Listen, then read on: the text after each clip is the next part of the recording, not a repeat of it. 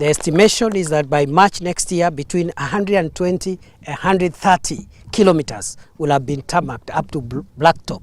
meaning that this, in a short while, in the next 2 or so years, we will have covered this stretch and made sure that this area is open for development. But more importantly, it will open the economy of this area and this region in a manner never envisaged before.